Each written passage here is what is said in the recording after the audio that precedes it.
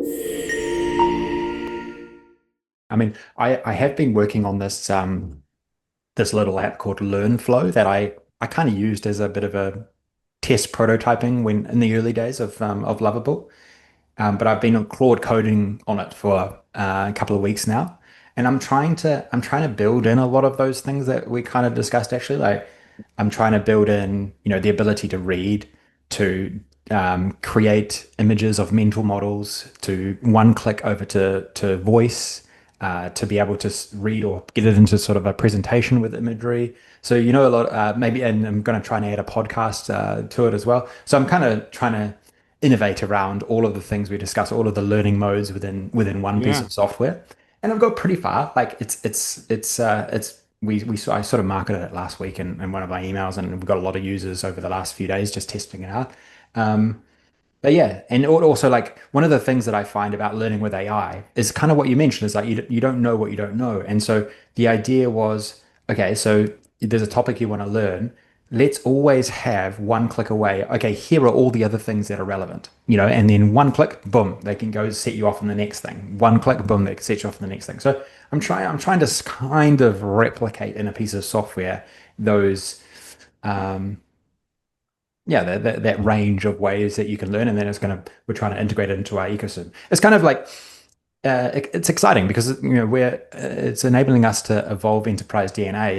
And it's taking advantage of all these trends that we've been talking about over months. Like Yeah. new software acceleration, new AI modes, better models, like all of these things we've been discussing. I'm trying to leverage into this new ecosystem of tools in the enterprise DNA. So it's kind of got me going a bit more about how we can become something better, something enhanced to what we maybe were in the past, even though we still have it, but we're enhancing a lot of things. So I'm actually a lot more positive just generally about, enterprise DNA and what it could become. We've obviously, I knew we had to change, but we've started to make a few inroads. So I'm yeah, not as like mentally challenged as maybe I was like a year ago or 2 years ago. It feels a little bit more clearer or a little bit more like what I say when I say there's lots of opportunity, I like can see it now in the framing of enterprise DNA as well.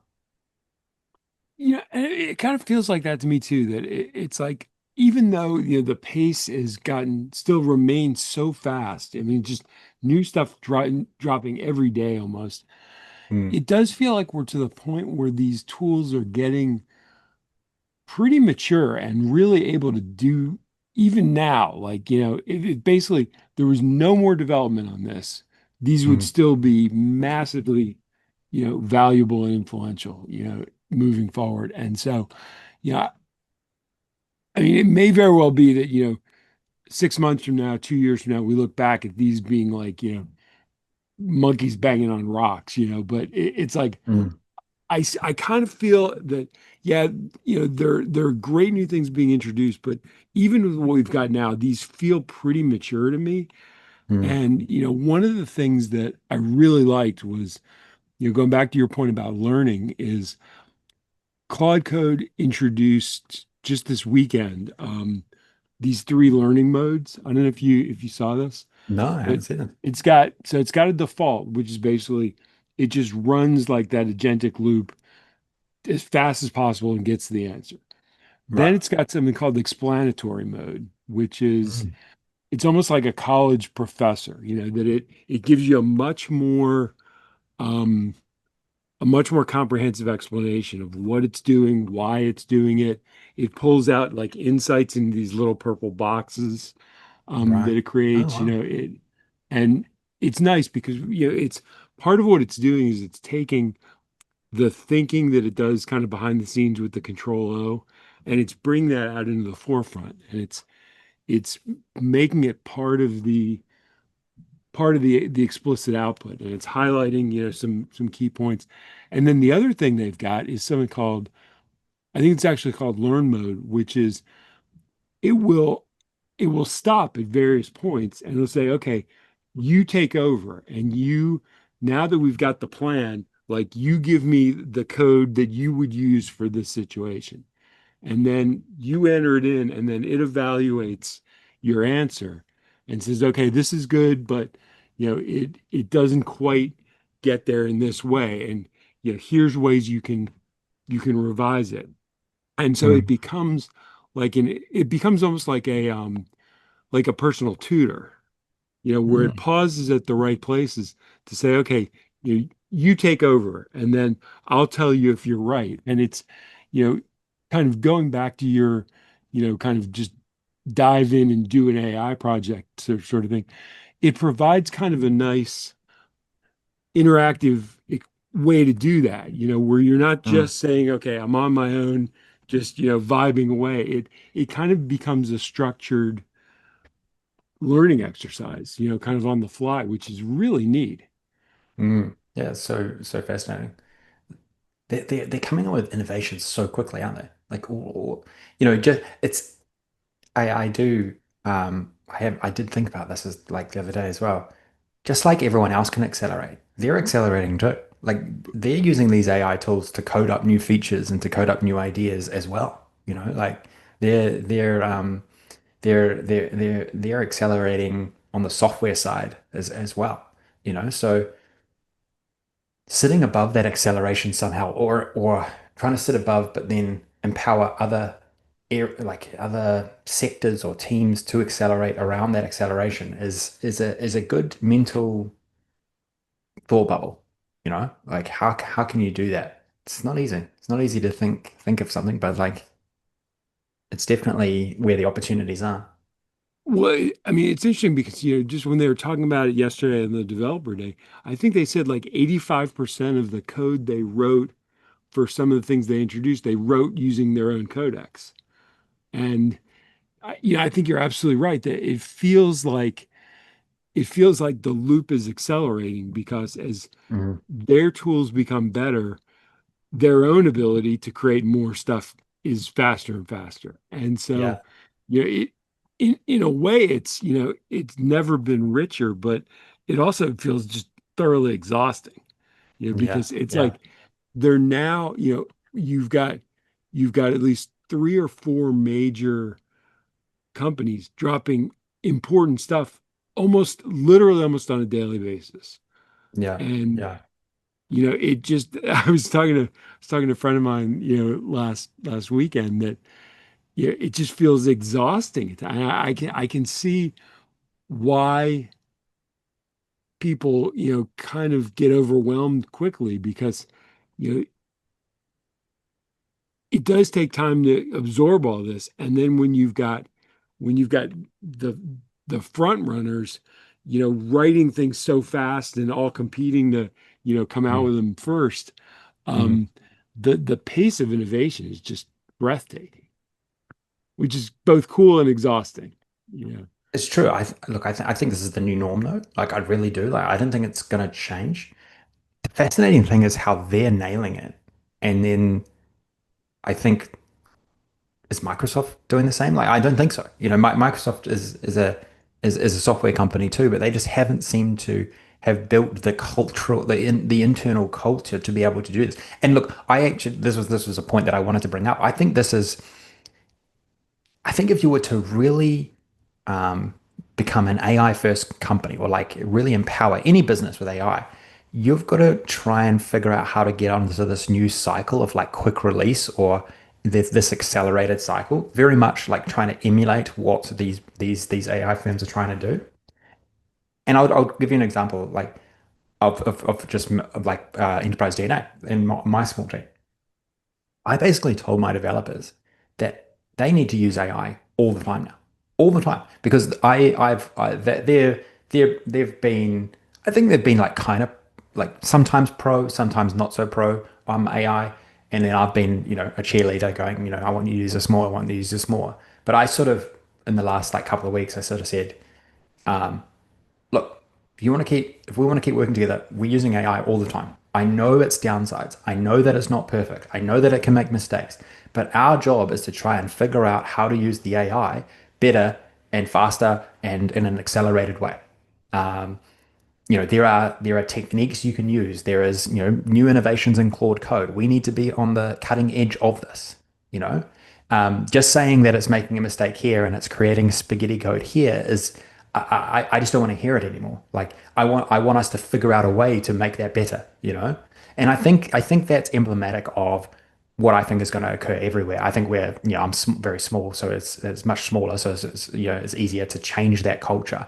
But there's going to be cultural shifts everywhere, I think, like even in lots of teams, like in lots of teams within organizations, big and small, not just IT teams, but like finance teams, for example. Like if AI can create your presentations and do a lot of your modeling for you, maybe do some of the modeling for you, or there's new ways of working where you can just use AI to do analysis or to and to do things for you. I mean, there's just going to have to be this cultural shift, isn't there? Like there's just going to be this expectation ultimately. It maybe hasn't filtered through as much because it's all so new, but this is going to happen. This is going to happen.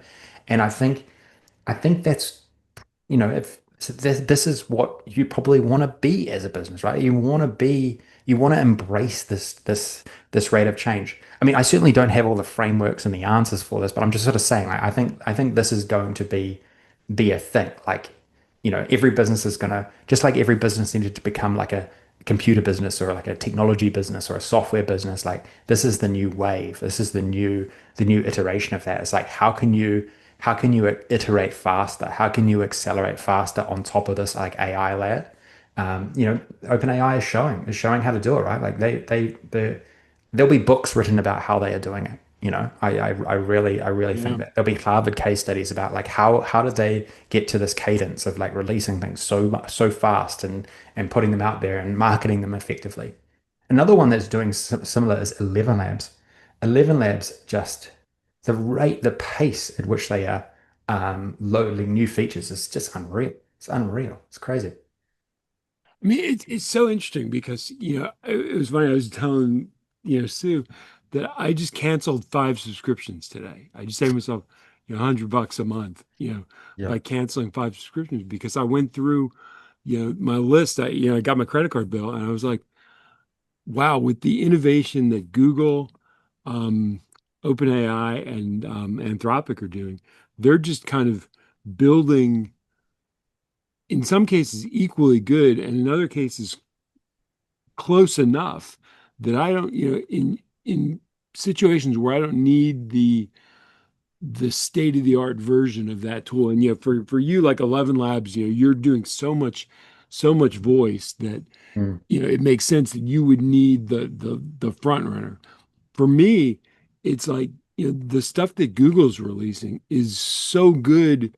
It's not quite up to the, kind of the dedicated version, but their real-time translation and their real-time kind of low latency, call and mm, response on voice is so mm, good for my purposes that I'm just canceling one subscription after another. mm, Um and then just kind of investing that money in the max versions of um of these major players. And mm, mm. because I mean, It's tough out we there. talked last Competition time is about, tough. Competition is tough. yeah, about token burn. And I burned, this is funny, on Plotly Studio on this hackathon entry. I burned half my context for the month in a weekend. Um, Right. so I'm gonna need to, upgrade some of my, my other services, based Mm. on kind of how much you can do, in the course of a short time. So yeah, it's just fascinating. It's just absolutely It is. fascinating. It is. And look, competition is tough. Like it's a competitive space. So there's a lot of opportunity. But I think what will play out here is that the big tech is just going to own the core AI layer, like the core AI things. But there's a lot of unique things on top of that are appearing. You know, Yeah, Help Genie is just a perfect example, right? Like I just like Help Genie is an AI first piece of software for AI voice for businesses. I just do not think that. Yeah, my bet is I don't think that big tech are going to get that niche, right? They'll just want to provide the infrastructure for this. They won't want to provide the ability for all these little companies to for every business, like all businesses, to create custom AI agent voices that have their own custom information and can be shown as Right. a widget on a website or have a telephone number associated to it. Like I just don't feel they're going to get to that depth. Like it's just not worth it for them, And that's just one example where the opportunity is created by this AI layer, but the big tech are not going to get into that sort of depth, like that sort of niche. They're not. Um, Even in just AI voice, like I'm telling you, there are so many different opportunities in AI voice, like so many business opportunities. I mean, we've created something that we think is quite good on this niche, but like I could honestly apply this probably to 100 different applications. Like that's the ideation level that I am at with this sort of technology at the moment. One of the businesses that is going to be so big that no one really even knows outside of our world is 11 Labs. 11 Labs are so far ahead in the infrastructure to create these voice agents compared to anyone else, like the complete infrastructure. There's a lot of other things that you see where they come up with this voice sounds so real, and we've got the ability to, connect up a telephone line to this. But 11 Labs have up and down the stack just sorted everything out for you, like absolutely everything. If you were to decide as a business, okay, I need an infrastructure for an AI voice layer on my business.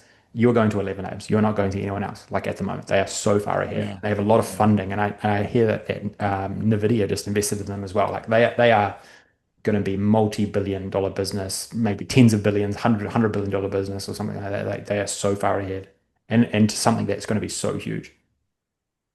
And I think that that's the other thing is like, when you're talking about the deep pockets that these companies have, they just kind of absorb the good stuff right into them. And Mm. the thing I like about that is, I've always been frustrated with Microsoft. There's this real like not invented here, mentality where, people Mm. like, we've talked about, James Dales with Icon Map and Yep. um, the tabular editor folks and the people who are doing amazing stuff. And it's like, Microsoft will then spend years trying to catch up to that. Whereas, OpenAI and Google, it's like, Lovable's great. Okay, we're partnering with Lovable. We're bringing that into our thing. It's like, Pipe Dream, just signed another agreement with OpenAI, for additional connectors, and it's like I Mm. really like the fact that the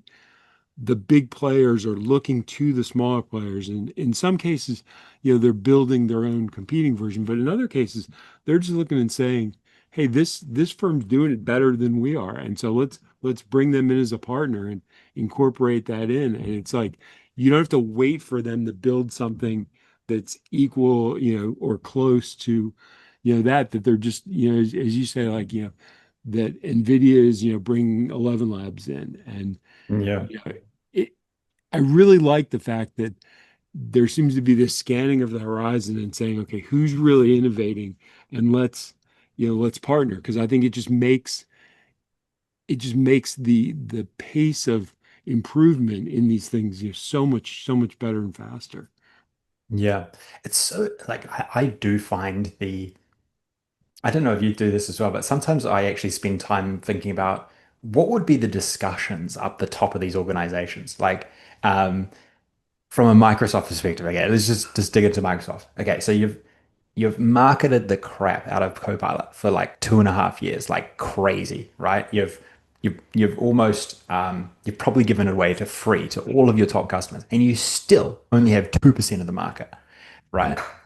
What is the discussion like around that, right? Like what are they saying internally around that? Because you know, that's going to go down as like a big miss for them, right? Like it's going to be a huge miss. But then I think about it and I go onto my Outlook, I go into my office, right? And then I see they're marketing it as try GPT-5 now. And I'm like, so they're not even marketing it as Copilot. Like I've got this big Right. button that says try GPT-5. And I'm like, so if a business sees that, why the hell are they going to Copilot? They're just going to go to ChatGPT, like where they can go to the source.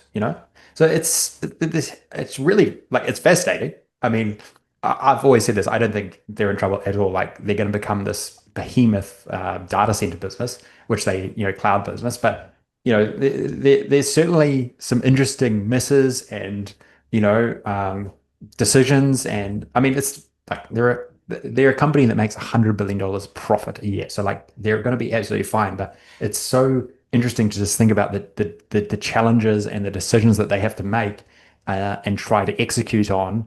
And you can see holes everywhere, right? Just see holes in some of their decisions and execution everywhere. But they're not alone. I mean, the other big tech has same sort of challenges. So I have a question for you. So somebody posed this to me, and it just stumped me, in the sense that you know they were saying, you put out a ton of content about MCP and all the things it can do, and it's not just theoretical. Like you're showing like real world cases of, here's what it can do, and Mm. here's what I got it to do, and you're doing the same thing. And they said, how many people do you think reading that are actually taking that and implementing it? And I said, you know, from what I've seen in terms of the people who, follow me and the people who, really engage in content, there may be a lot of people doing it that I don't know about, but in terms of the people who are engaging, it's not that many, it's kind of a handful. And they said, why do you think that is? What's the barrier that is stopping people from doing this on their own and from kind of, picking up and experimenting in the same way? And I Mm. just didn't have a good answer to that. It's like I think, there's kind of a status quo kind of fear of change aspect. I don't know. I mean, how would you? I mean, because I think you've seen similar patterns. People are interested in what you're saying. They think it's the direction things are going to go, but they're not to the point of actually starting to do it themselves. And kind of what gets people over the hump to really start implementing these things on their own. I think one is a time thing. So everyone is head down working on existing things that they're tasked with.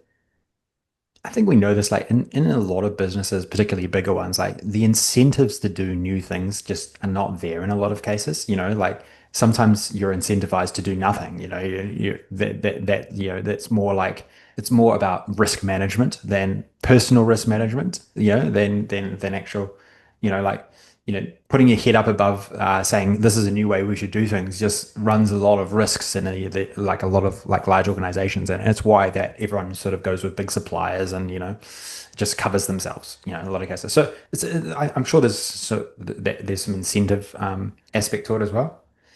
I just think also it's just so new in a lot of cases that, like these things take years to work through the system to get approvals from IT and like Yeah, all these various things. I mean, there is obviously a lot of people doing it. Like, just look at how many people are using Claude Code and the revenues and all that. So there is a lot of people doing it, but I think this just shows you how much growth there is to go yeah. in it, right? Like it's just the very, very, very beginning. Like I'll tell you an anecdote. I talked to my sister-in-law. She runs a BI, business intelligence consulting firm in New Zealand, been quite successful. Even today, she gets inquiries about, oh, we hear about this Power BI thing. Should we implement Power BI? So that's almost 10 years 10 after years. Power BI first came out, right? So 10 years of Power BI, 10 years. Yeah, So, like these things just take a while to filter down. Um, and that's why, you know, books, there's fourth generations of like DAX books and Excel right. books and things like this. Like, there's these things take time. They take a lot of time. So I know there's a long-winded answer to, I think there's quite a few aspects to it. It's not one-dimensional, it's multi-dimensional.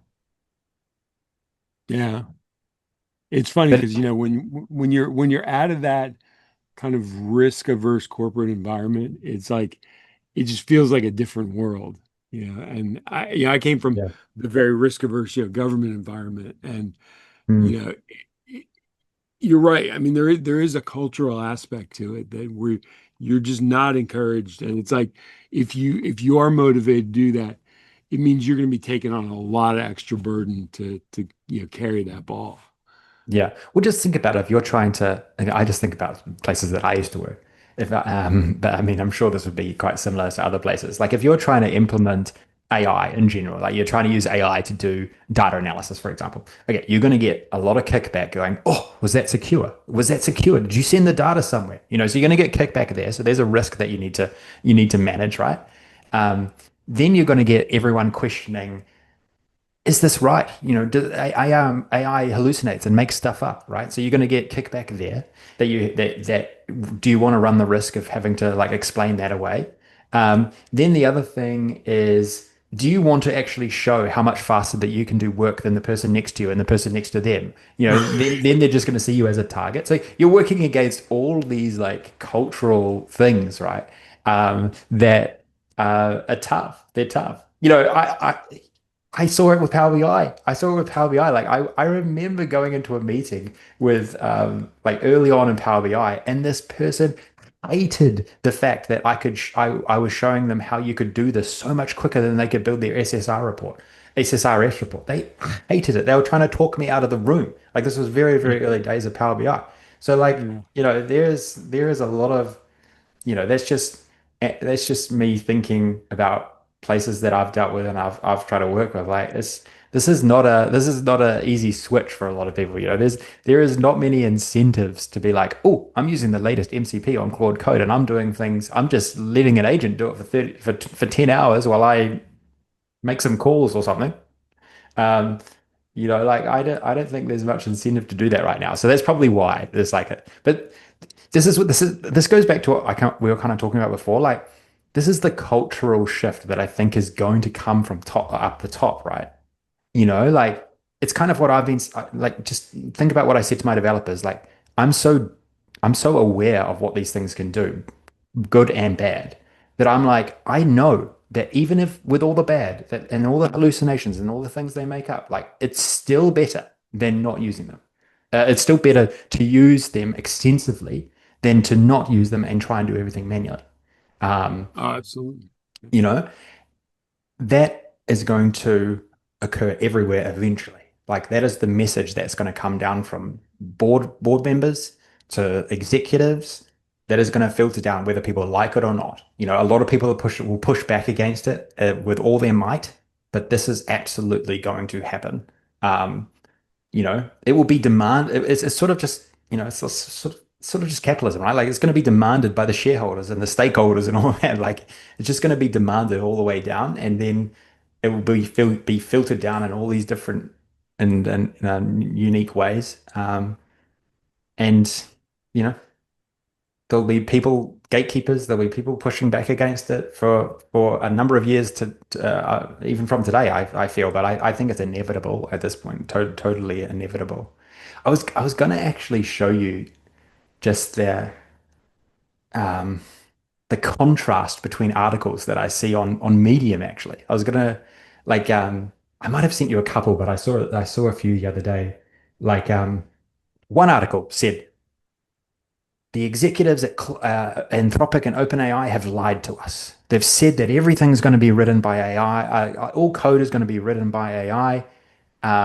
And then it went in depth about how code wasn't always correct, and there was more time validating and fixing up crappy code, and I was like, yes, okay, this is all true, but I know on the back of my mind, like it's still faster than what it was before, like so, it's still faster than any other way. And then another article I saw a couple of scrolls down was Claude Code fixed 4 years of technical debt, in this piece of software that had been built internally at a business, right? So it's like information warfare out there around this at the moment. But I know from my own personal, and I'm sure you as well, like in general, if you utilize these tools well, they do not detract from anyone's job, in my opinion. Like they still require validation and everyone to review exactly what's being done, but it certainly can accelerate with all its cons. It can certainly accelerate everything that you're doing internally, particularly around software and code related things. Yeah, and especially in that middle portion, between the planning and context development and the validation, it just flies through Yeah. the implementation phase. And it's like I feel like our our relative contributions are gonna wax and wane. It's in certain stages, and Mm. I'm totally comfortable with that. I mean, I have no, pride in admitting that, it's now just way better than me at DAX and M.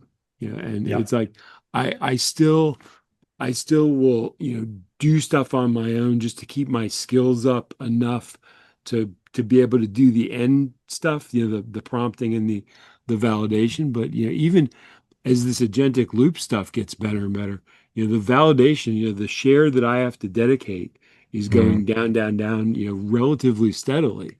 And Mm. it really gets back to your point of, the almost the metaphysical question of how do you know when, that you're right? How do you know how do you define what correct is? Mm. And once you get to a comfortable place on that, and you can specify that clearly, you know, that's gonna drop our involvement on the validation side. And so, it's interesting to me. I kind of see these buckets as being, kind of filling and leaking in certain ways. Like, I think with, you know, when you had just one model up on the screen at once, it got to a certain point. But now that, agents are coming in, it's like the bucket is leaking, and there's more that the human needs to do to kind of get those agents spun up properly. And I think when Yeah. that happens, you're gonna start doing what you talked about, which is automating the creation of agents and the oversight of those. And then, Mm. something else is going to, the bucket is going to start leaking in another way. So I really do. I think you're right. I think, the more stuff evolves, the more it creates places where we need to be engaged. And I think, Yeah. Yeah. I mean, the pattern of that is just changing over time. yeah. I mean, it's just all playing out how we've always thought. Like, I've always thought for some time now that as an individual, your circle of skills can expand, right? You can become the AI, the full stack AI professional, right? So I think that's a given now. Like, I think you can do that.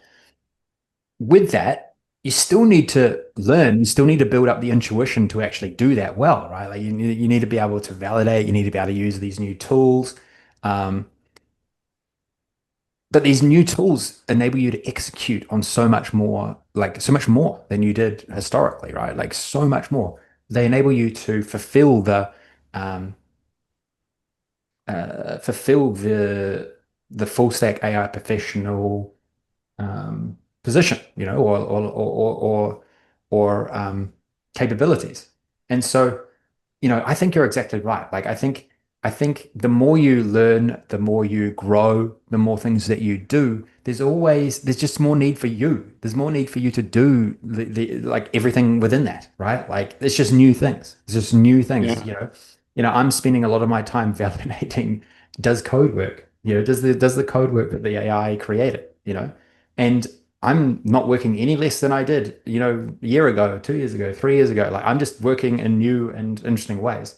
Um, but this new way of working, though, like, even though I'm having to correct things, I'm having to check things, I'm having to redirect things, it is fundamentally faster and more accelerated than what we did historically. Like, or like writing code manually. Like, it truly is. Um, and I think that's an important thing to like always highlight is that these things are still not perfect. Like, these agents aren't perfect. Nothing it is much better than it was, but there is still so much need for oversight, for validation, for reviewing, for planning, for creativity. There's more need for creativity. There's more need Yeah. for creative Yeah. thinking than there ever was. And this is not just in coding. I think this is emblematic of what's going to happen everywhere. Like, I really do. I really do. I just found the contrast, like going back to my article thing, I just found the contrast so interesting. In one aspect, you've got, okay, some people, I don't know, could be bots, but some people are complaining about AI not being perfect. But then in the next article, it's like there was 4 years of technical debt from human creation of code. Like so, Yeah, yeah. How it's just such a contrast. Like, yes, okay, is not perfect, but like, guess what? Humans have written the code. Humans have written is not perfect either. It was probably more horrible right. in a lot of cases. And certainly the new AI workflow can somewhat correct it. Probably not perfectly, but it can enhance it. It can make it better. You know, I have been saying for a long time that $5 I spend a month on Medium is one of the best investments, because it's like, there's stuff I read that I find, not of great value, or, the some of the stuff you're talking about, kind of the naysaying, but there is so much good stuff about kind of the things happening on the frontier, that Mm, at least I'm not hearing about anywhere else. And mm, one of the things that I've really learned is just because an AI model has web access doesn't mean it will use it. And there are so many times, I mean, it was interesting because in this in this MCP server that I created, it was like I spent 4 days on this, this route that didn't work. Going through this Azure function to the data flow. And then, I woke up from this dream, and it was like, it said, no, you can go back through I woke up with this idea, you go back through the component object model in Excel. And I was like, I think that would work. And I actually then queried Gemini about that and said, yeah, that will totally work. It's like, do you want me to start writing the code for it? And I'm like, hell yeah, do that. And it, the code it wrote worked. And, it was like, but I spent 4 days talking to AI models, and it never suggested that. It mm, wasn't until I came in with that suggestion, said, hey, would this be a better way of doing it? They're like, absolutely.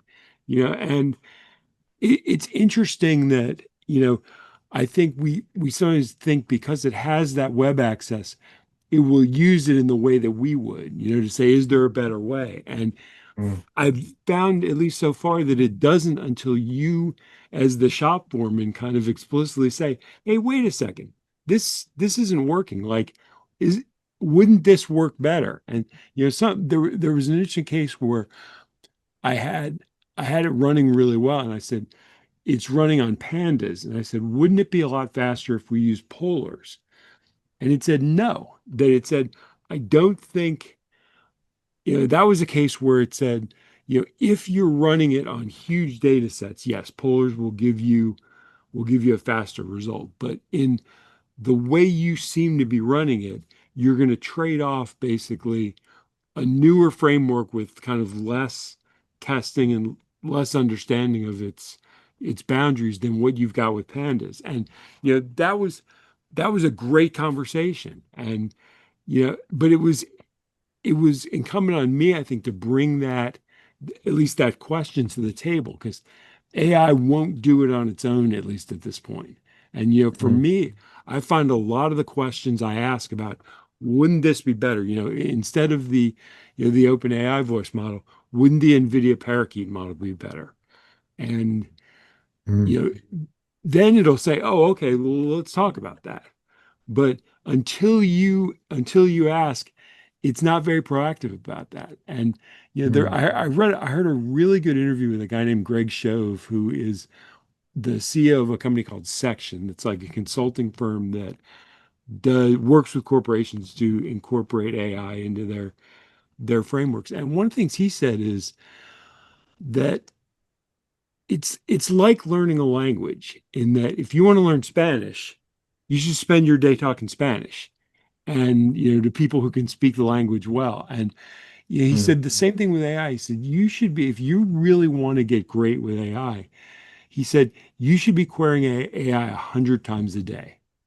mm, And it was interesting. I was thinking, do I do that? And I think in some cases I definitely do. And I want to write an MCP server that counts and tracks the number and type of queries I'm asking per day, just to see, is that a way to get there? And mm, that it made a lot of sense to me. And what he said, I've always kind of advocated people have their browser start up in AI, with that, kind of on mine, like it just jumps right to, ChatGPT or Claude as the home screen.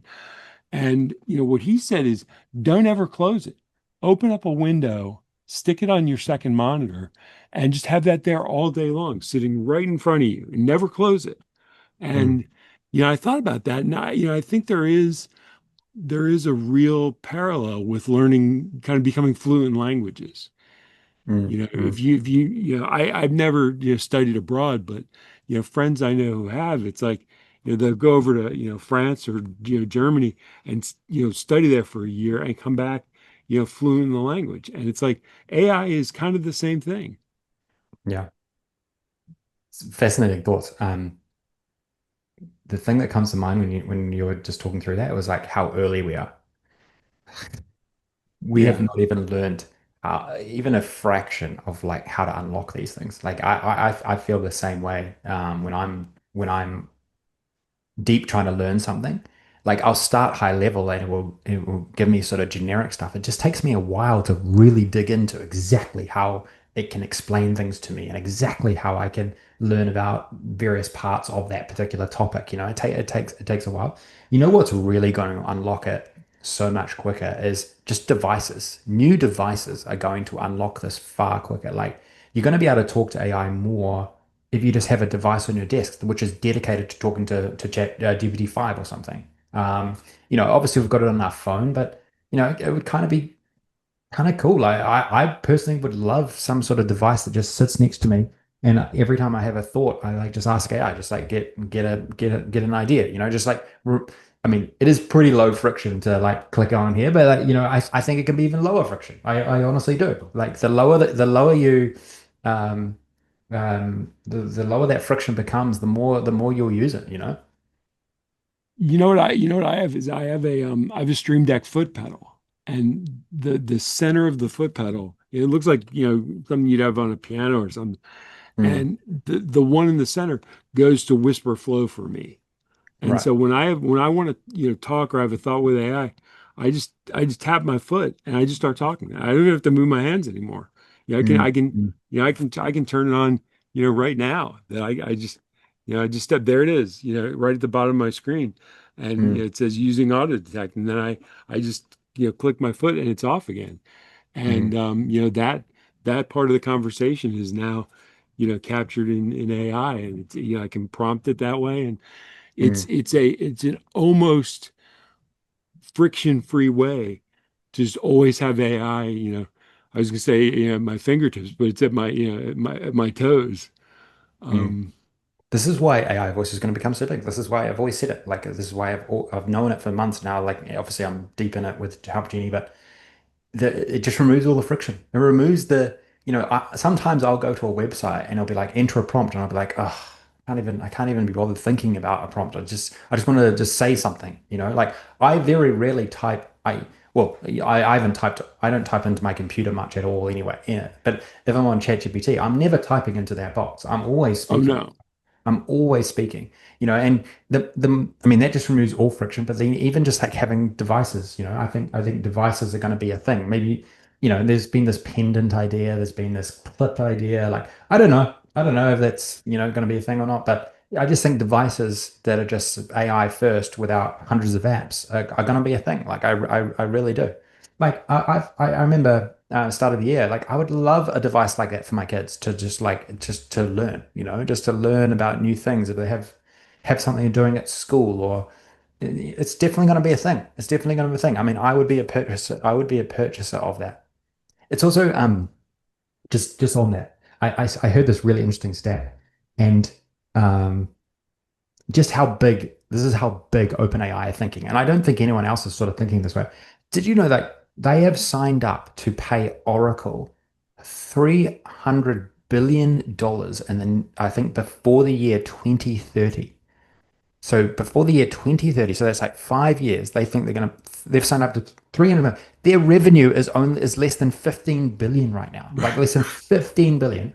And they Yeah. are betting, I mean, like you can kind of like you can easily be doubtful of that, like if they're actually going to do that. But I mean, I mean, they've got smart people there, right? Like they got the smartest people probably in the world on this stuff, like on this. Like they are betting that they will be able to pay just Oracle. I mean, that's not even probably their core expense, right? Just Oracle, $300 billion in the next 5 years, and their revenue today is only 15 billion.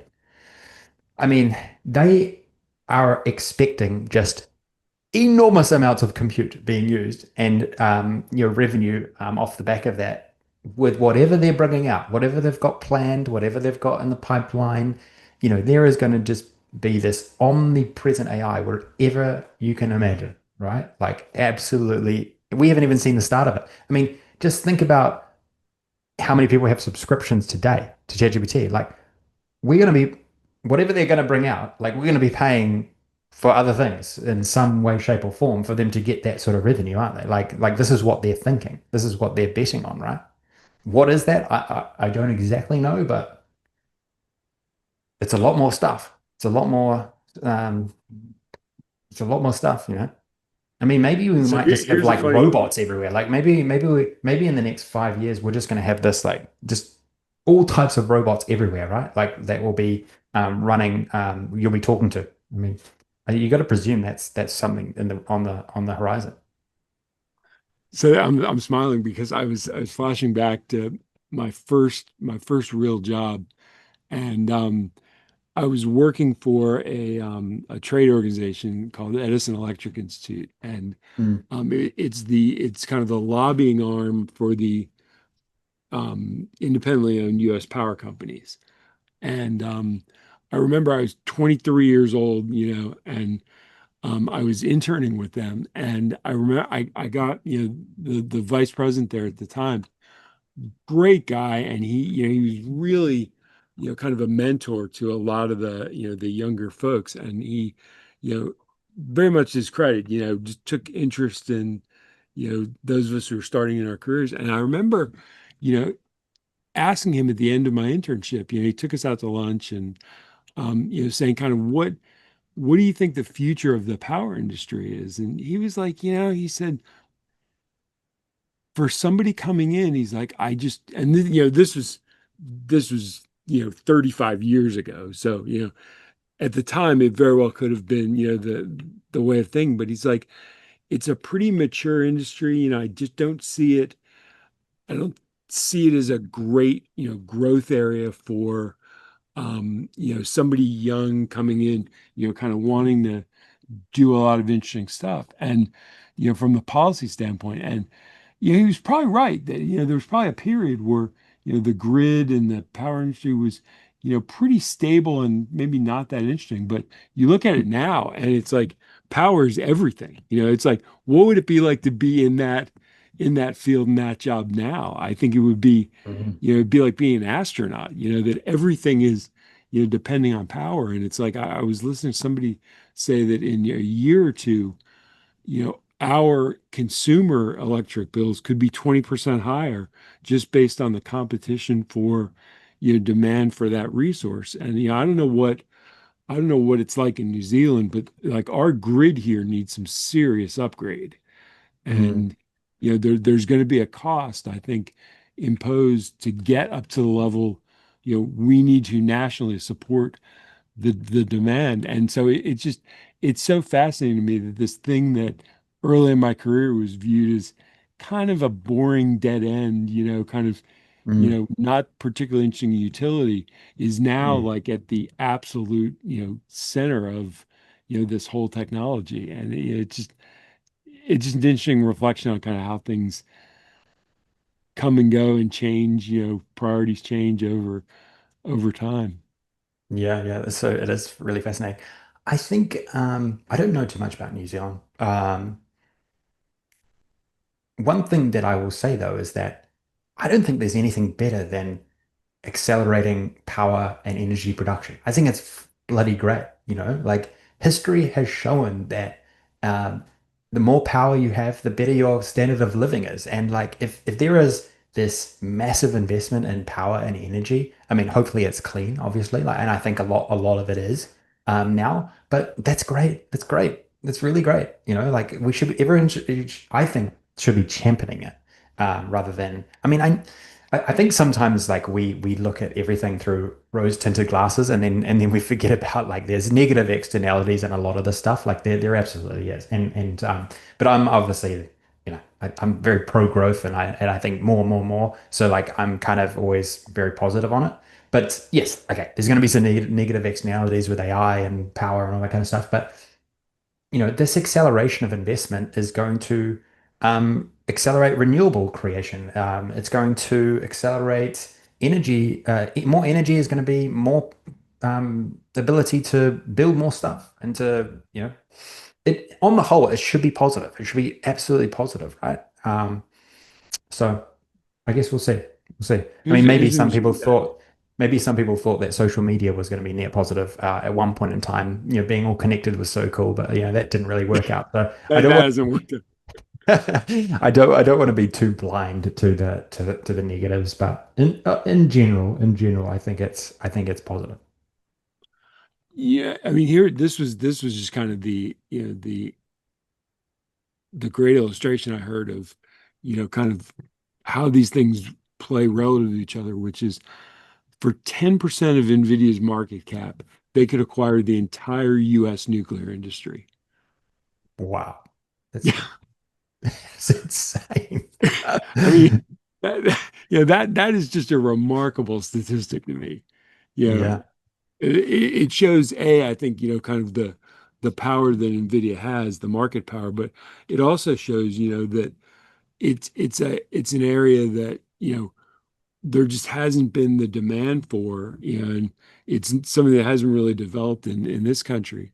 And, Yeah. it's now, I think, looked to, I mean, the fact that, Microsoft acquired 3 Mile Island, which most people don't know, Mm, and that, to me, it was interesting that, a company like Microsoft would take on kind of a, cultural albatross, that in the minds of, most citizens was like, our largest ever nuclear disaster, could have been kind of the US Chernobyl. And, now mm, it's viewed as kind of a useful asset to have. And I think, that again just kind of shows the extent to which things have changed. mm. Oh, there was It's just there was that's so interesting to think about. Okay, what is Microsoft's focus now? What is their focus? To me, their focus is on data centers, power, like they're making huge investments there. And, I think they see the writing on the wall for their software business over the next decade or two. Like it's going to be pretty hard to differentiate, but when you've got all that capital, it's better to spend it on places where there's no competition. There's going to be no competition at this power and data center level because no one else can buy into it. So, they're better off. They're better off in there, and that's just a natural progression, I think, of a business, right? Like you get to a certain level, and you're like, okay, what are the options in front of me for growth here? Okay, are we going to keep fighting away in this, in this red ocean of like software development now? Like it's going to be so hard to turn that into this massively fast growing business now. It is. I mean, that's the reality in front of them, right? Like in the past, it was a great call, but it makes a lot of sense. But if someone can whip up a comparative piece of software to your ERP, business, like within a weekend using AI, like it's going to be pretty hard to differentiate long term, So yeah. would you invest a lot more money in that? Like, is that going to create the 10% compounding growth that you need for your stakeholders? Like, no, it's not. Like, they're moving up to a different level now. Like, they're moving into a different space, I think. Like, I really, really do. Obviously, that stuff isn't going to go away, but it's just like their priorities are going to shift just based on how big they are, how they're going to grow for the next decade or two. Um, that is just like one signal, isn't it? Like they're buying a nuclear plant. Like this is one signal Yeah. of where their focus and their capital allocation is going now. But yeah, the scope of it is just incredible. When you're saying about, 600 billion, it's like the numbers that get talked about are, almost kind of incomprehensible to Yeah, think, but a lot of people like I think a lot of people think that that's ridiculous, right? But then I saw this other stat, um, this other article about OpenAI. They're fielding, like this is how many incoming leads that they're fielding per month. 16,000. 16,000 leads are coming to them every single month. So this is just like businesses all around the world saying, I need an enterprise or a Teams, chat GPT subscription. So like it's absolutely insane. Like Yeah. every business in the world is basically wanting a chat GPT subscription right now. Like every business in the world. So you kind of think it's obscene, but they've probably run every scenario through, you know, models and AI, and they're using the best model. They've got better models probably internally too, right? Like they're just like running all these numbers. Like, they I wouldn't say that it's outside the realms of possibility. I mean, they're probably pretty confident there. And it's interesting. Like, I don't see others doing similar sort of thing, or at least saying that they're doing similar sort of things. Maybe the only other two players you've got there are really like Google and Microsoft, and I think there's Amazon Anthropic, yeah, is Amazon, yeah. So like maybe they're just not as like outward about it. Maybe they're just there's Meta as well. So you know maybe some they do things behind the scenes a bit more. They're not sort of as public about it. Grok is another one, actually. Yeah, I mean there's a few there, isn't there? It's so fascinating. Hey, I was going to also say, guess what the number one model on Open Router is right now? I don't know. I would say it's Sonnet 4.5, but Nah, it's Grok Fast. It's Grok. It's the latest Grok model, but the faster version of Grok. you know, I, it's like I've seen weeks where that's true. The other thing you have to look at though is a lot of times what XAI will do is they'll let people use it for free. Right. And so, in some sense, there was a couple of weeks ago, I was talking to my friend Aditya about this, and he was saying, how Grok Fast was the number one model there. And it's like, okay, true, but it's not much ahead you know, of, Claude 4.5 at that time. Mm, And Grok is free, or at least it was on Open Router time. And Claude was among the most expensive models on a, per million tokens, and they were running almost neck and neck. So, there's a point at which I think you can kind of, it's the same way kind of companies, I think, kind of cheat the benchmarks. You can kind of cheat the leaderboards in the same way that if you make your models super cheap and they're mm, almost as good, or in some cases maybe as good.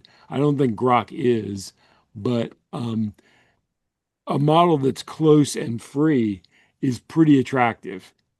Especially mm. when you're running these things overnight and burning. You're just shoveling tokens in the the engine. Yeah. Um, yeah, I can see, the Kimi K2 is another one that's super inexpensive. Mm, And mm. DeepSeek is still, I mean, even DeepSeek R1 still is quite high on the boards because it's just it you can run it for almost nothing. And so, there Mm. is a sense where I think the leaderboard in and of itself doesn't tell the whole story. And Yeah. if you look at the LM Arena, that oftentimes the ones that are leading the open router are pretty far down on the LM Arena, where LM Arena does, you get two responses and you have to pick which one you think is better. Right. And so, um, yeah, it's an interesting story, and I love the open router leaderboards, but Yeah. you got to kind of combine that with some other information to kind of get the full story. Just like you, I love seeing which tools are using these models. Like Yeah, I found this tool called Open Code. It was like another terminal type thing that you could use your terminal for coding, but you could use any model from Open Router. And right. I thought that's cool because Claude codes you can only use Claude models.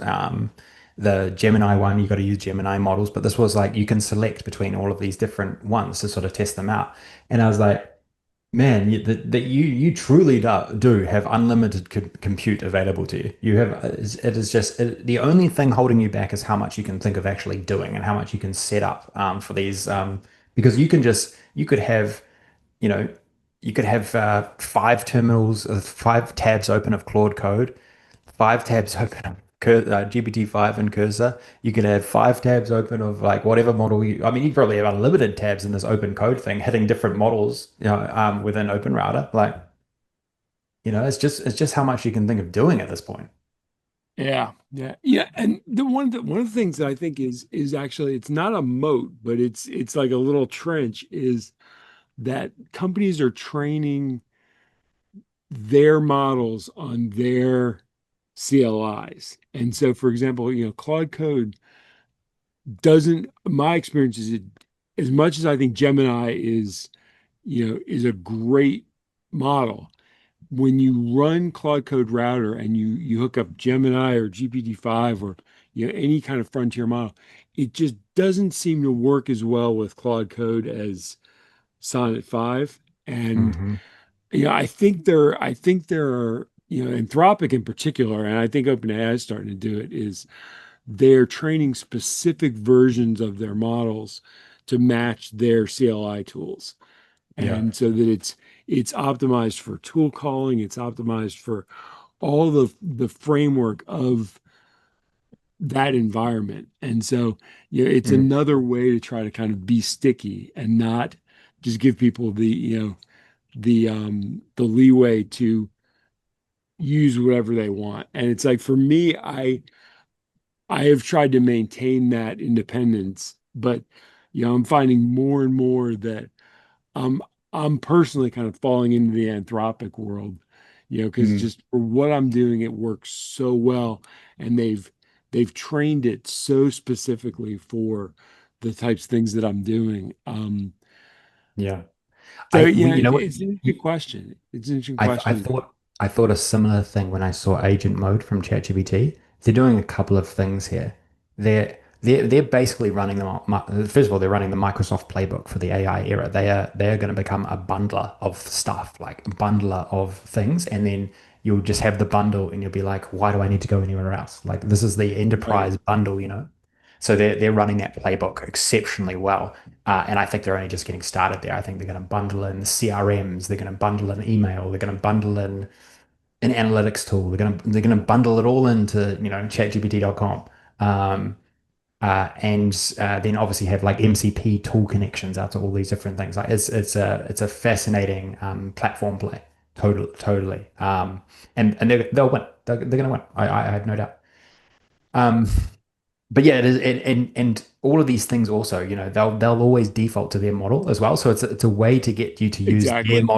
their model before anyone else. And sometimes I think they won't let you select other models. Like I think that's the way for them to drive demand for their model versus others. And that's how they're going to get to this like 300 billion they're going to have to pay Oracle, right? Like they're going to force you to use, their model versus others. But look, it's super interesting, right? It's super interesting. Like there is no doubt going to be a lot of competition though from every angle. It's going to be super fascinating. I think they'll win. I really think that they'll win as the core bundler of these products, but for enterprise. But who knows? Who knows? Is these other guys are not gonna even firms in like China and stuff like they're not gonna sit die wondering, right? They're gonna try and innovate around this also. And that's the question I've had is kind of what does the mature market space look like? How many real kind of primary providers are there in 5 years? Do we still see, OpenAI, Google, Meta, Grok, Anthropic, some of the, DeepSeek, Kimi, do we see those or does it start to consolidate? Are there people that, come into the market and become huge that we haven't even seen yet? It's like I just don't have a good sense of like what does a mature market in this look like? Um, My feeling is that no one's going to be able to catch up or overtake the big guys right now. Like, I mean, I don't even know what it takes to build some of these models, like specifics. And it's probably a lot less than what it was 3 years ago, yeah, but it kind of feels like they're probably insurmountable at this point. Um, but I think it's always been about the apps. It's always been about actually the model. The model is just the way in. It's just the way in. But the apps that you build around individual workflows, and that's how you build your moat, right? Like if you've got this AI enhanced app helping you do something faster within an organization, no matter what micro thing it is, like you're not going to go somewhere else. It's just kind of like software now. Like if software is doing the job for you internally and then someone else shows up and it's something marginally better, you're not going to move, right? So like, this is where this agentic workflow stuff is going to really bed down in organizations and they're never going to leave. It's like if you've got these things embedded everywhere in your organization doing this, and this, you're just not going to walk away. You're not going to walk away from that. You're going to reinvest. It's kind of like, if you are someone who really invested in Zapier or Pipe Dream or something like that, and you had 20 of these things doing various different things in your organization, are you going to walk away from that and just? I don't think you are. Like it's very, software can be very sticky once you get in. And I think we're moving yeah. into this world where agents are like mini workers, right? Like you're going to have many workers like working everywhere, and doing everything. And you're going to be managing these things. Like I think those are quite sticky. Like I do. I think so. It'll be interesting to see how embedded, like these big guys how embedded they can make their agents so that you don't, I mean, I think as a business, you want to be as neutral as you can be. I don't think you want to be too tied to one person here, but I think that yeah, there's so much innovation going on everywhere. I think being tied to one is a bit risky. Even today, like even today, but I don't know, like it's in their interest to make you as sticky as possible. Like so, you'll be fighting against that. You'll be fighting against what these big orgs want. Yeah, it's a really fascinating question because I feel like in some respects they're they're they're talking on both sides of their mouth, which is one of which is they're kind of embracing standards and they're putting forward standards. So like this agents.md that we talked about, Mm, MCP A to A. There's the agent payment protocol that that I think it was Google that put forward. mm, Um, and so, there's this set of standards that are being built that everybody is kind of eager to adopt to, kind of get people on the track to start using the tools, building agents. But at the same time, there's this really concentrated effort to keep people within their moat. And so it really strikes me that it's kind of even in a place like OpenAI, it's it's two things that are kind of two concepts that are competing against each other. There's the standardization to get people in the door, but then there's the all the ways in which you kind of build on top of that standardization and try to make things sticky. And I think, that's that's a really interesting, kind of over one shoulder, over the left shoulder, over the right shoulder battle that is going on, I think, in mm, everything that these companies are doing, which is, kind of being open and being proprietary. Each of them benefits each other, benefits in different ways. And it'll be really fascinating to see where the equilibrium in that balance strikes, and whether, mm, whether, everybody kind of gets to the same point or whether firms differentiate themselves based on where they are in that continuum. mm. Um, Yeah, it's yeah, it's hard to know. I mean, you gotta, like we said at the start, it's like you gotta use your imagination. I think that they've got enough smart people to figure it out, um, and they're working at a pace where, they've probably got a lot of ideas. I mean, I keep going back to this anecdote I heard on a podcast where OpenAI think that they could use all of the compute that now exists themselves right now, Right. themselves without having a single customer. They could use it themselves. So, um, so it's pretty that you got to think that they've got a few things figured out. Like they've got a few things in the pipeline where making someone sticky is is probably something that they've got like good ideas to execute on. I think they get this platform play, this bundled platform play is just, I mean, like they're already on their way. They're already on their way, you know. And you got to think they haven't even started ads yet. They haven't even started ads. I mean, they might not start ads for 2 years. Like, think about how Yeah. big that business is going to be. It's going to be enormous. That could be like $100 billion business alone. I mean, Google is 250, I think. Google at its peak is 250 billion a year in revenue just from Google Ads. Well, yeah, this is one thing I meant to ask you about is if you I did not maintain my OpenAI Pro subscription. I kind of invested in Claude Max and Mm. then Google Ultra, but I don't have access to Pulse yet, which is their kind of agentic news gathering where every morning it kind of provides you content it thinks is going to be relevant to you based on the chats you've been having, which is Oh, kind yeah. of brilliant, in a lot of ways. And, people who I respect a lot are saying it really works well. That Yeah, they right. were I surprised at haven't how. used it. I haven't used Oh, it. so okay, you've got it right. And so Yeah. my understanding is you can then you'll see the articles and you'll see the entry, and then it'll say, "Do you want to buy this?" And you can just click and say yes, and it'll just go out and it'll buy From you what? know Like, what would you buy from an article? Like, buy from Amazon or something? Yeah, I mean, then it'll go out and basically say, okay, like if it's a piece of technology, or Right. if it's a pair of sneakers or something, um, Wow. that Shit. it's now I it's need to check this out. yeah, and so it's kind of like they're saying, it's kind of what they're building is a scaffolding that you just drop ads on there now, and it's Mm, like yeah, and the question is, does it become like Google in the sense that you've got so much push of sponsored content that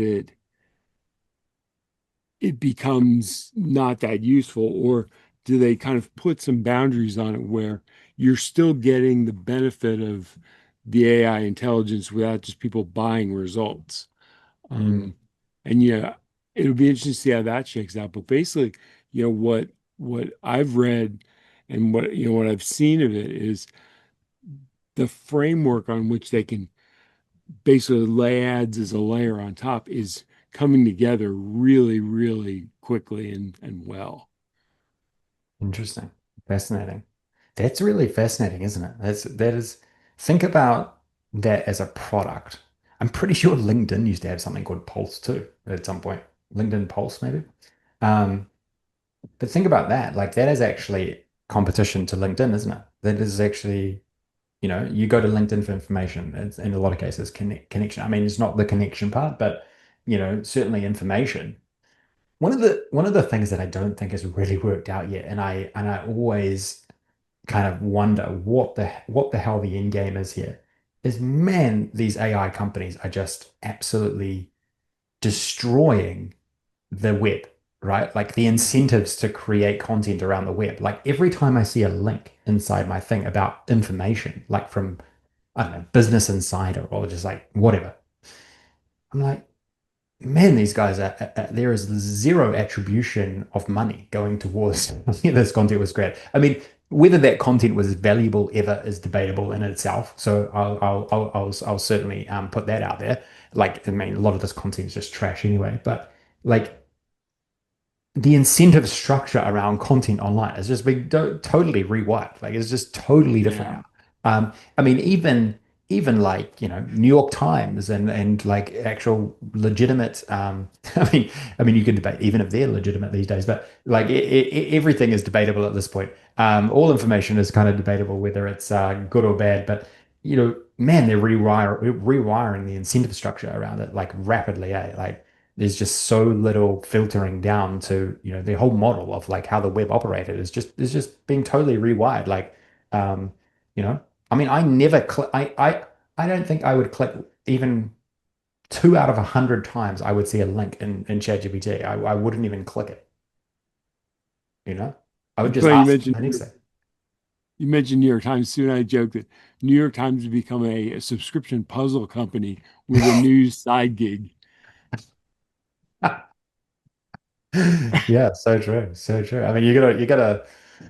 I mean, it's almost like the writings on the wall, right? Like if everyone's asking for news and getting a pulse like within ChatGPT or whatever it's called, um, and they're just like going out there and getting all the stuff and bringing it back. I mean, there is nothing getting it. There's nothing. You got to become something different. Like being an information source is basically nothing. It's a nothing. Yeah, You know. yeah.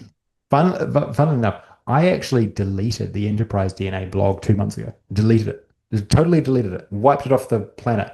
I probably spent hundreds of thousands on that blog, like over years. Hundreds of thousands. I just deleted it. Just totally pointless.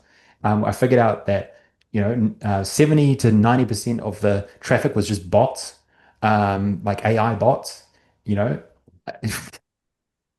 so Did you get a question from somebody about that? Because I did have somebody say, "Hey, I was looking for an article on the blog and I didn't find it." And I said, "Oh, you should definitely check with Sam about that." I didn't, but I just deleted it. Yeah, Cost me money to run this thing. Um, sure, sure. it's a distraction. And I just thought we're reinventing ourselves here. None of like this is not helping. This is just a distraction at this point. I'm focusing on the future here, and Well, and that's the that's thing you that's have to interesting. ask is how much of that information remained relevant. Yeah, You not know, much, not much, not because much. we had not done much in the last like 18 months, right? So it was a lot of that content is 5 to 7 years old, Like if I was being very, very harsh and critical, I think 99% of that you could just get through ChatGPT, like 99%. And I think that was played out. Like, I think at one point before AI, estimated we had 10,000 people a day coming to our blog. Estimated after all, like filtering out all the bots, the AI, and all that, I think that we were having less than 100 a day going to our blog. Yeah, Less than 100. Um, so that's pretty significant. I mean, so those numbers are just estimates, but there was very little value in keeping it going. Like, and look, that was just the reality. And that's just shows you what others are dealing with. Like it just shows you what others are dealing with. Yeah, look, it's maybe it's disappointing if someone wanted to go and find that. A lot of our blogs are just made from videos, by the way. So like our videos are right. still actually available. Um, so yeah, it's just different times. Different times. Like that you gotta look to the future. I mean, I've always been one where if something's not working and there's something, I'm not one to like hoard or be nostalgic about anything. I'm like, boom, we're off. We're doing the new thing. We're Yeah. the game's changed. We're on to the new thing. You know, which is sometimes disruptive, but I think it's you've got to sometimes make those decisions. Yeah, I agree. Yeah. And it's like I think there's a personal aspect to it, which is you and I both just like the learning aspect and the kind of let's look at the best approaches that are out there. And Mm, I think going back to the question of, kind of why aren't more people kind of jumping onto these things? I think you're right. There is that cultural aspect. There's also just I think a motivation that some people have, of just saying, I'm just interested in always learning more. And there's also a there's also a mentality of saying, look, life is complicated as is. You know, I've spent a lot of time building these skills. I'm just going to use them until they're not relevant anymore. And I think you can understand both. I don't find the latter to be personally enjoyable, but I understand why mm, people why people adopt that, you know. And yeah, it's gonna be, yeah. I kind of think about, you know, like we've now been doing this almost exactly for 3 years. And what is the next, you know, what does 3 years from now look like? And I just have Mm, no clue, you know. mm, I just feel like that kind of time horizon is so, particularly as the loop kind of gets faster and faster. 3 years just feels like an eternity, you know. It just the world could change so much in that period now, in a way that, yeah. you know, I think it's never been the point where, you know, kind of three predicting that 3 years from now is going to be largely like 3 years, you know, like today, is an Mm, assumption you used to be able to make pretty confidently. And now, you know, who knows? You know, I mm. kind of look at, you know, the speed of it, and you know, I just think, man, you know, I hope I'm around, you know, down the road, and you know, and maybe we'll just see what this turns into, because it's such an interesting story. Um, and so hard to Yeah, predict. You know, I mean, Ethan yeah. Mollick was talking about this morning that, like, who would have predicted that CLI becomes the, you know, the interface we talk about? Yeah, I know that it is. And look, I think that there'll be evolution there. Like I don't think I think that that might actually be holding back like some of the usage of like Maybe. these AI tools, right? So um, I think look, there's no reason in the future where that capability won't just be baked into Google search, for example. Like you'll just be in Right. Google and you'll be able to do that. Um, I think that's almost inevitable at this point. I think I don't know. I kind of like. I think these new capabilities, are somewhat. They're amazing, no doubt about it. But I just think you, as an individual, as a business, you'll be able to do more and more. Like you'll be able to tackle harder problems. Like I just keep going back to there is so many things in the world to solve, so many problems, so many issues, so many challenges, so many new things that we could be doing, right? Like the world is not static. Like there is so many improvements to make. There is so many industries that are going to get so much bigger. Like it's just insane. It's just insane how much more there is to do and to achieve. There is absolutely a lot of like reorganization disruption happening right now, but there is also on the in the future, like so many innovations that could be tackled now. They absolutely could be tackled. Um, and just everything that I'm seeing, it just accelerates all of it. It just accelerates everything. Accelerates everything that the ability to build software that does every little thing that can then be combined to target and to go after a whole lot of new opportunities or things that sort of felt unachievable before. Like it's just such a compounding effect. You just got to use your imagination. Just got to use your imagination, use these tools as much as you can, and you see it. You'll see it. There's no doubt about You know, I was just typing as you were talking. It's like I wanted to show you the this sign that you know, that somebody posted, and it's like I just love this. Let me share. Let me just put this out on my Google Drive so I can show it to you. But it's like it just it so captured my, you know, my thinking about this, and particularly, you know, kind of the time I spent on that, you know, urban planning problem, and it. you know, kind of how do we make our cities more accessible, and you know, particularly to people who, you know, who don't drive, you know, whether they be younger people or older people, and it's like I think in some ways this is a great way to wrap, because Yeah. you The do other is just thing that I just keep coming back to, I mean, I've said this many times, like just think how many industries are just getting started that are going to be so massive. I always say, think about how big the robotic industry is going to be. Like, think how many companies are going to grow in this particular area, like how big they're going to be. I mean, it's going to be bigger than the car industry, like by multiple times, right? Like, there is just opportunities everywhere, absolutely everywhere. If you just and think about space, think about like um, technology, just applying technology. I mean, it's just crazy. And I just think there's going to be more of that. Like if I was to, distill it down, even with all the uncertainty and the unknowns and the speed at which it's accelerating, if you distill it down, there's just going to be more opportunities of everything, Yeah. and better opportunities.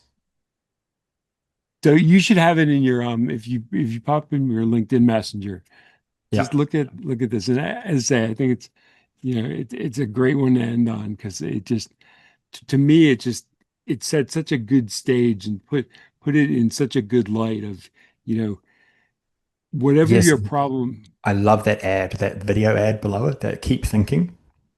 Oh, But I didn't even see that one.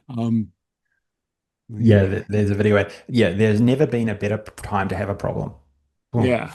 There's Pop such a good that, ad. share your screen and pop that up because Okay. So there's never been a better time to have a problem. Yeah. So true. I just So love true. that. Yeah. But there's so many problems. There's just so many problems. Like if you think about it, right? There's just so many problems everywhere. Um, there's just opportunities to solve so many things. And it's empowering all those with all this unique knowledge, those in particular areas of all areas of the economy to do things that just weren't possible before. See this video here. This is brilliant. This is a brilliant video ad. Has like good music and wording over it as well. I listened to it as well the other day. It's very, I mean, you think about it. Um, they're making this is something that's very, very smart from a marketing perspective. If you think about what they're doing, they're making AI feel more human. If you like look at this ad, Mhm.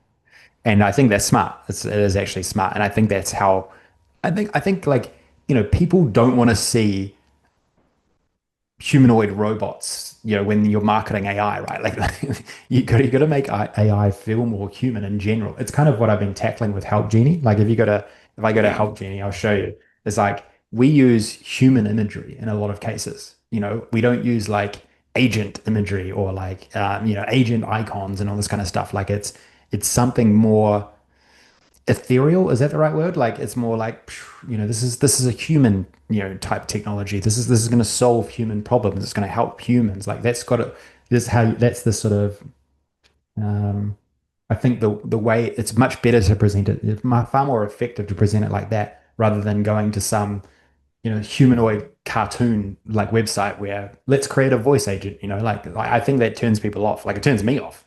Certainly does. It's really interesting because there was a really good article, I think it was by Mustafa Suleyman, Mm, about, hey, let's not get tricked into, thinking of these AIs as human, having kind of, rights and feelings and, mm, consciousness. And it was a really interesting article. And it kind of like got me thinking that I know enough about how the magic trick works not to fall for that. But at the same time, it's like, it really is easy to do in the sense that you give your AI a little bit of a personality in the custom instructions, and then you mm, give it access to all your past chats. And then something like for me, giving it access to my Obsidian vault of, 6 gigs of my writings.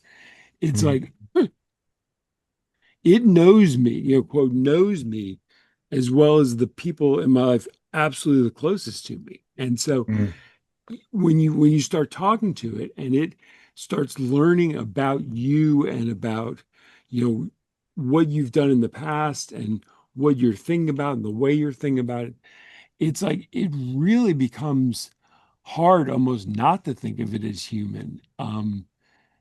Yeah, even though It's I super, it's know, super, it's super weird, isn't it? But it's true. It's true. It's true.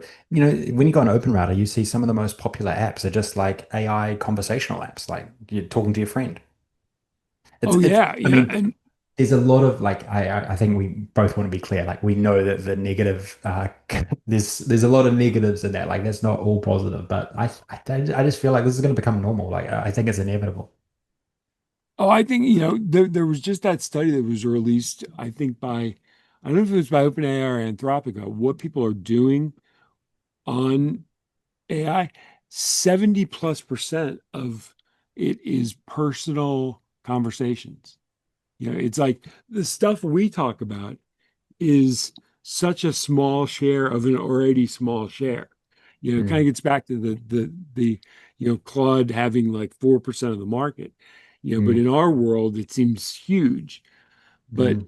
there's this whole other part of it, which is what people do with AI personally, and that's an interesting thing to talk about too. And I think there's going to be a lot of implications, both good and bad. And particularly, I worry about kids in the same way that social media has been a net negative. I think I could Yeah. definitely see AI in some respects being that for for kids. It's interesting because social network, like if you think about it, social networks by themselves are not negative, but it's the incentives of the capitalist model which make it bad. Like so that's the same risk with AI. I think AI by Yes. itself, like right now, is absolutely fine for kids, right? But as soon as it turns into this like capitalism, it's all about capitalism and shareholder returns, and like that's when you got to worry because that's when it Yeah. starts like all of the negative externalities become hyper accelerated then, you know. Um, so that will absolutely play out, like no doubt. Like so I guess like everyone's just got to be ready for that, you know. I'll be ready for it, you know.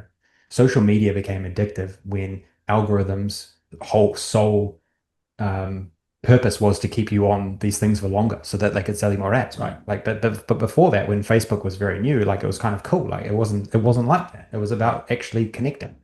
But it absolutely changed. Um, but yeah, hey, another awesome chat. Really loved it. Yeah, yeah. I love having these conversations with you because it's like we'll have them, and then I'll often kind of listen to them in the car or while I'm walking, and it really spurs just additional thinking. This whole thing now, the Mm, conversation we had past about how do you know you're right, in mm, terms of validating how, like, that has become almost this metaphysical question for me that I'm wrestling with daily now in terms of how do we ever know that? And is AI different in any real way, yeah, meaningfully from